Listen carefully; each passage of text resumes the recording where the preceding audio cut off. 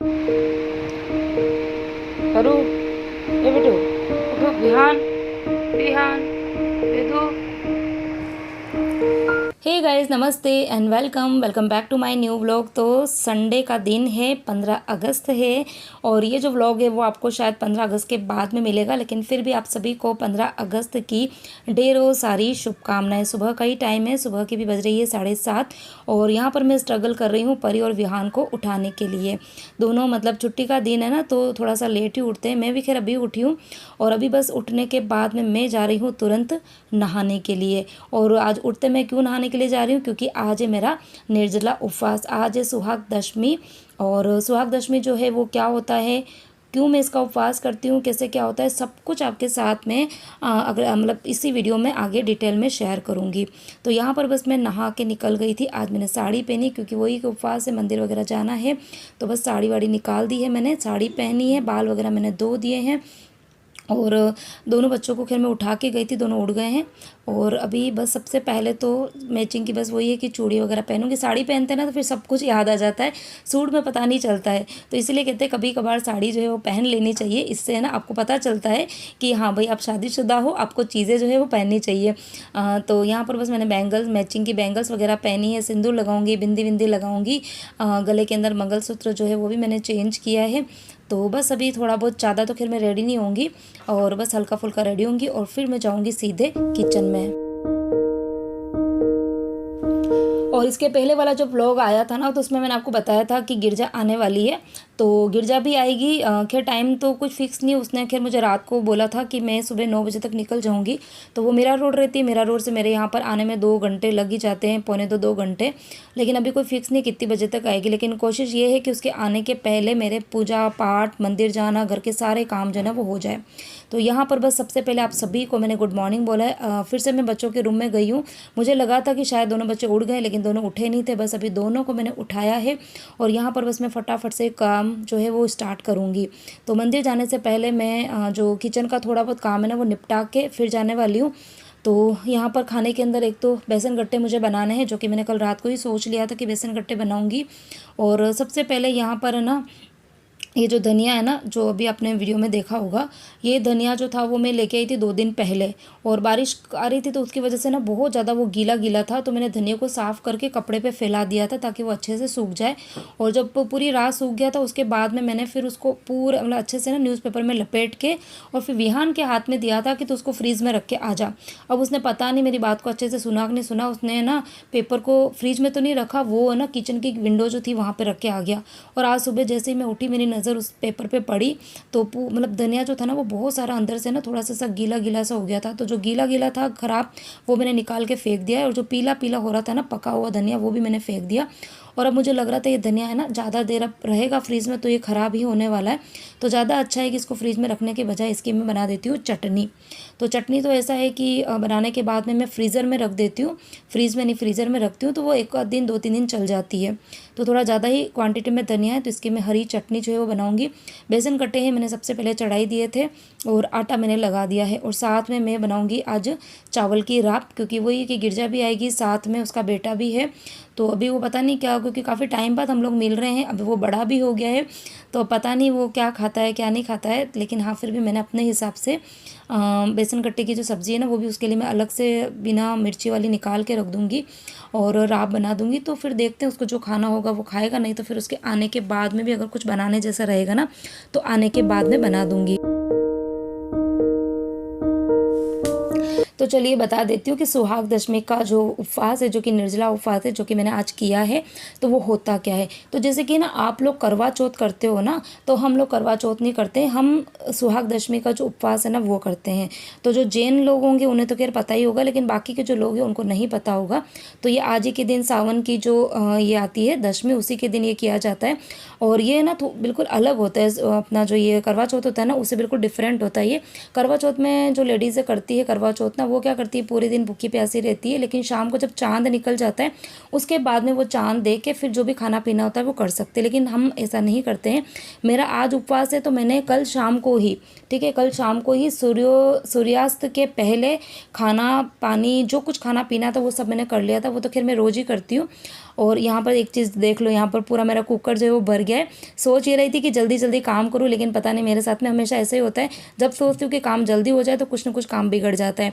रात के अंदर एक उबाली मतलब एक बॉईल आ गया था, तो उसके बाद में मैंने सोचा कि फटाफट मतलब ये बन जाए तो इसको, ये जो कुकर है ना उसको भी साफ़ कर दूँ। तो मैंने ढक्कन लगा दिया और कुकर पूरा भरा हुआ था, तो उसके अंदर है ना सीटी तो आई नहीं और राख जो थी वो बाहर निकल गई, तो मेरा यहाँ पे काम बढ़ गया। तो चलिए आगे बता देती हूँ। तो कल शाम को ही मैंने मतलब 7 बजे से पहले जो भी मुझे खाना पीना था वो सब कुछ मैंने कर दिया। उसके बाद में मैंने नियम ले लिए थे, मतलब त्याग ले लिए थे खाने के, तो ठीक है।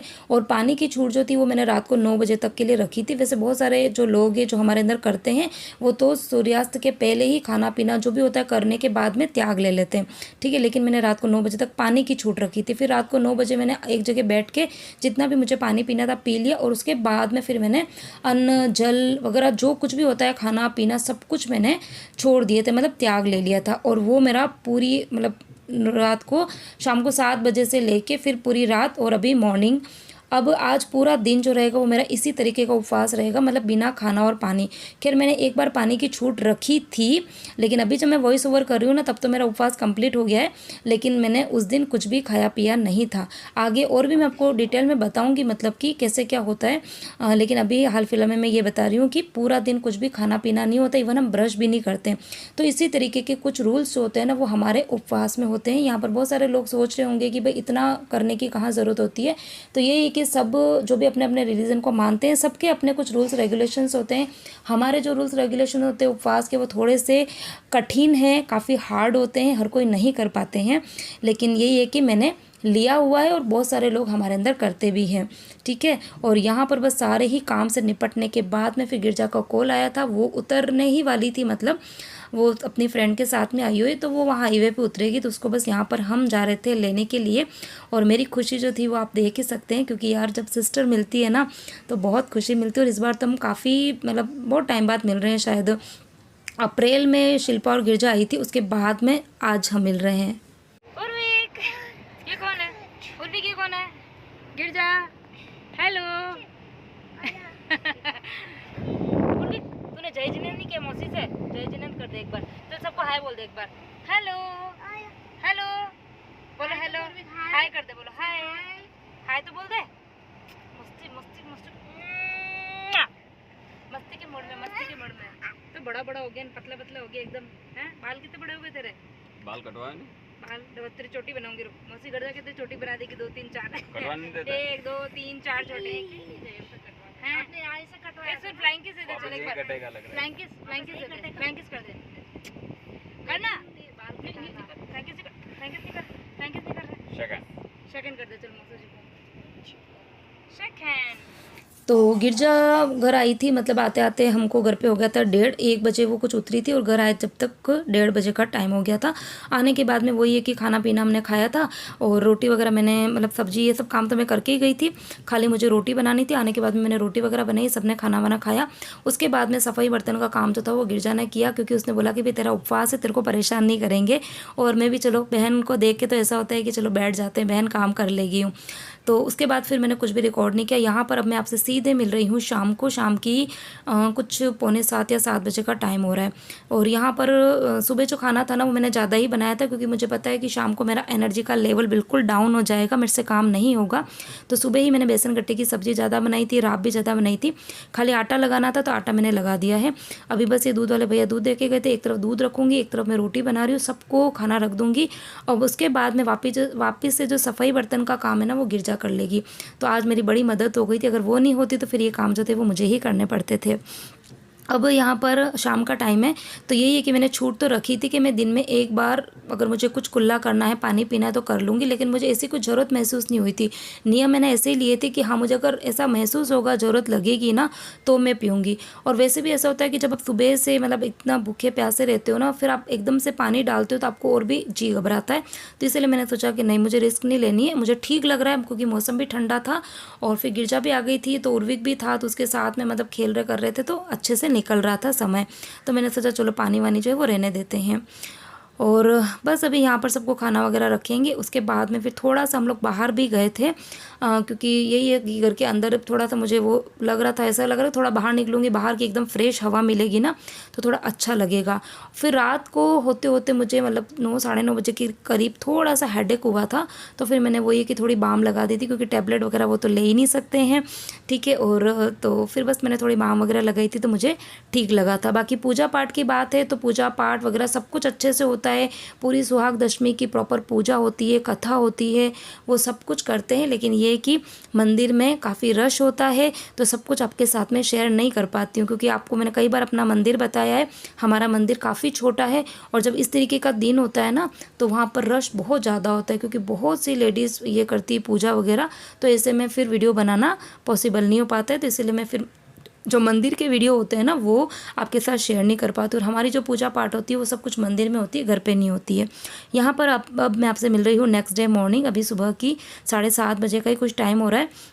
नींद मेरी वही है कि 5 सवा 5 बजे के करीब खुल गई थी, क्योंकि बच्चों का स्कूल था और मॉर्निंग में मैंने कुछ खास बनाया नहीं था। बच्चों के टिफ़िन में कॉर्न के दाने मैंने निकाल के फ्रीज़र में स्टोर करके रखे हुए है ना, तो मैंने कॉर्न की जो चाट होती है ना, बेल बनाते, वो मैंने बना के बच्चों के टिफ़िन में रख दी थी। और उसके बाद में बस मैं नहा के और फिर मैंने जैन साहब को उठाया था और वही मुझे मंदिर के दर्शन करने के लिए लेके जाते हैं उपवास के दूसरे दिन, क्योंकि उनको पता है कि इसकी हिम्मत नहीं होती है। तो बस वो मंदिर के दर्शन करके और फिर मुझे लेकर आ गए हैं। और यहाँ पर मैंने बनाया है अपने लिए काढ़ा, उकाली बोल दो, काढ़ा बोल दो। और ये बनता है गोंद का, क्योंकि यही है कि काफ़ी लंबा पीरियड हो जाता है। परसों का मैंने शायद शाम का खाना छोड़ा हुआ था, तो पूरा मतलब शाम पूरी रात निकाली, कल का पूरा दिन निकाला, तो पूरा 1.5 दिन हो जाता है। तो काफ़ी लंबा पीरियड हो जाता है, तो एकदम से चाय दूध और पानी ये सब नहीं पीते। सबसे पहले ये जो काढ़ा होता है वही पीते हैं। काढ़े के अंदर मैंने घी के अंदर थोड़ा सा जो गोंद होता है ना उसको क्रश करके डाल दिया था, फिर उसके पॉपकॉर्न बन जाते हैं ना। फिर उसके बाद में मैंने थोड़ा सा काली मिर्ची का पाउडर डाला था, क्योंकि वो ठंडक करता है। और वही है धनिया पाउडर डाला था 1 चम्मच भर की, क्योंकि वो भी ठंडक करता है। और फिर थोड़ी सी शुगर डाल के काढ़ा बना दिया है। और इस काढ़े को पीने से क्या होता है कि इतना लंबा टाइम जब आप भूखे रहते हो ना, भूखे प्यासे, तो जो खाली पेट में जो पित्त बनता है ना वो पित्त नहीं बनता है और ठंडक रहती है पेट के अंदर। तो यहाँ पर बस एकदम खाली पेट पहले ब्रश किया मैंने और उसके बाद में ये काढ़ा पीऊँगी आराम से। एक तरफ मैंने मूंग चढ़ा के रखे हैं, क्योंकि ये कि काढ़ा पीने के बाद में आधे पौन घंटे बाद में फिर मैं मूंग जो होते हैं ना उसको थोड़ा सा घी के अंदर डाल के, राई जीरा हींग थोड़ा सा हल्दी वगैरह डाल के फिर थोड़ा सा वो खाते हैं। फिर उसके बाद में जो खाना पीना होता है वो फिर बाद में खाते हैं। तो ये कुछ हमारा रूल्स होता है और इस तरीके से मैं अपने उपवास को अच्छे से करती हूँ। और पूरे 10 साल के उपवास होते हैं, सुहाग दशमी 10 साल के होते हैं। मैंने 2016 में ये लिए थे और अभी आज मेरा कल जो था वो मेरा 9वां उपवास था। अभी एक और बाकी है और एक मैं एक्स्ट्रा करती हूँ, मतलब 2 साल मेरे अभी और बाकी है। तो चलिए, बहुत अच्छे पूरे विधि विधान से बहुत अच्छे तरीके से मेरा ये जो उपवास था ना वो अच्छे से संपन्न हो गया था। बड़ी खुशी मिल रही थी। और अभी गिरजा जो है वो सो रही है। सुबह उठी तो थी, लेकिन वो ये कि पूरी रात उर्विक ने उसको सोने नहीं दिया, क्योंकि उसको खांसी हो रही थी ना, तो अभी मैंने भी उसको उठाया नहीं है, तो वो सो रही है। यहाँ पर जैन साहब के लिए मैंने चाय बनाई थी, मेरे लिए काढ़ा बनाया था। अभी आराम से बैठ के वो चाय पी रहे, मैं काढ़ा पीऊँगी, कुछ देर बैठूँगी, फिर गिरजा को उठाऊँगी, फिर करेंगे धीरे धीरे आराम से काम। तो चलिए, इसी के साथ में इस व्लॉग को करते हुए यहीं पर एंड। उम्मीद करती हूँ आपको मेरा आज का ये व्लॉग अच्छा लगा होगा। अच्छा लगा हो तो प्लीज़ वीडियो को लाइक कर देना, शेयर कर देना, अच्छे अच्छे प्यारे प्यारे से कमेंट्स करना। चैनल को सब्सक्राइब नहीं किया तो चैनल को सब्सक्राइब जरूर करना। तो मिलती हूँ इंटरेस्टिंग वीडियो के साथ में। Till then bye bye, take care.